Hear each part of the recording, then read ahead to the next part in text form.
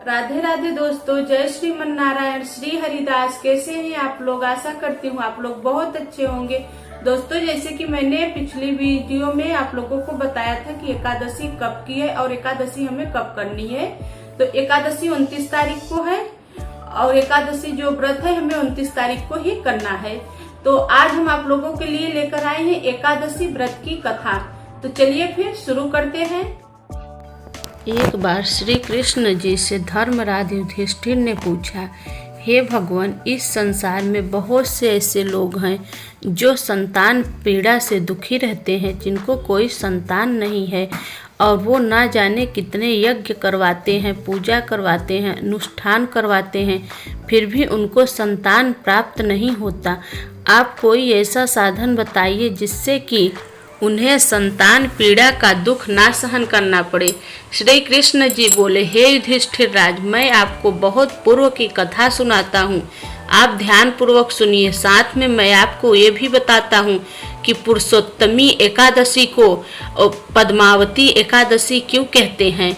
श्री कृष्ण जी बोले, बहुत पहले एक राजा थे, उनका नाम कार्तिकेय था और उनके पत्नी का नाम पद्मावती था।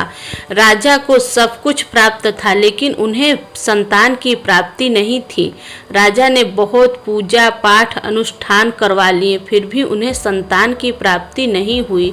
राजा और रानी एक दिन अपने गुरु के पास गए और गुरु की चरण वंदना करके बोले, हे गुरुदेव, भगवान ने हमें सब कुछ दिया है, धन संपत्ति की कोई कमी नहीं है मेरे पास, सिर्फ कमी है तो एक संतान की। ईश्वर ने हमें संतान नहीं दिया।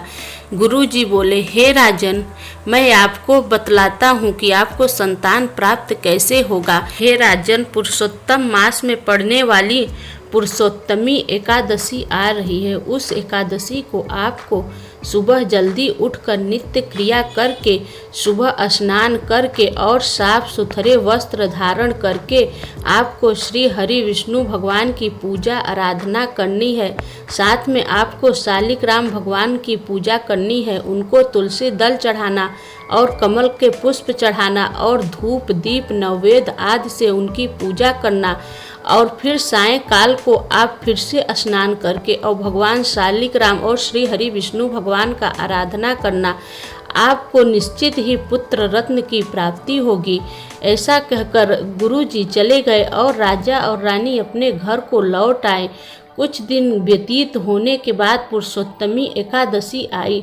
उस दिन राजा और रानी सुबह जल्दी उठकर नित्य क्रिया से संपन्न होने के बाद सुबह स्नान करके और साफ सुथरे वस्त्र धारण करके उन्होंने श्री हरि विष्णु भगवान की पूजा की। साथ में उन्होंने शालिग्राम भगवान की पूजा की, उन्हें कमल का पुष्प चढ़ाया और तुलसी दल चढ़ा के धूप दीप नैवेद्य आदि से उनकी आराधना की। शाम को फिर राजा ने और रानी ने स्नान करके फिर से श्री हरि विष्णु भगवान की पूजा और शालिग्राम भगवान की आराधना कर वो रात को सो गए। उनकी इतनी पूजा भक्ति भाव देखकर श्री हरि विष्णु भगवान बहुत प्रसन्न हो गए और उन्होंने रानी को स्वप्न में दर्शन दिया और कहा, हे रानी, तूने मेरी बहुत ही पूजा अर्चना की है, इसलिए मैं तुझसे बहुत ही प्रसन्न हूँ और मैं तुझे आशीर्वाद देता हूँ कि तेरे घर में पुत्र रत्न की प्राप्ति होगी। और पुरुषोत्तम मास में पड़ने वाली पुरुषोत्तमी एकादशी को इस मृत्यु लोक में पद्मावती एकादशी के नाम से जाना जाएगा। जो भी इस एकादशी का व्रत करेगा उसको किसी भी प्रकार की संतान पीड़ा से गुजरना नहीं पड़ेगा।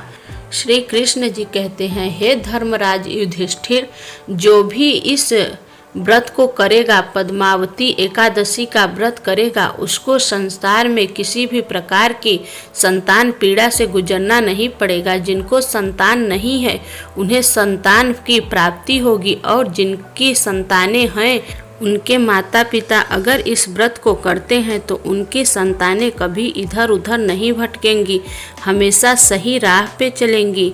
हे श्री कृष्ण भगवान, हे लक्ष्मी नारायण, हे द्वारिकाधीश, हे श्री हरि विष्णु भगवान, जो भी इस कथा को सुने या पढ़े आप उसकी झोली सदैव खुशियों से भर देना। बोलो लक्ष्मी नारायण भगवान की जय। आशा करती हूँ कि आज की वीडियो आप लोगों को बहुत अच्छी लगी होगी। वीडियो अच्छी लगी हो तो लाइक और शेयर कर देना, ताकि आपके द्वारा दूसरे लोगों को भी कथा सुनने का मौका मिले। और अगर हमारे चैनल हिंदू धार्मिक ज्ञान को अभी तक आपने सब्सक्राइब नहीं किया है तो प्लीज सब्सक्राइब कर लीजिए। हम ऐसे ही धार्मिकता से जुड़ी वीडियोस आप लोगों के लिए लाते रहेंगे। तो चलिए मिलते हैं फिर अगली वीडियो में, तब तक के लिए राधे राधे। जय श्रीमन नारायण। श्री हरिदास।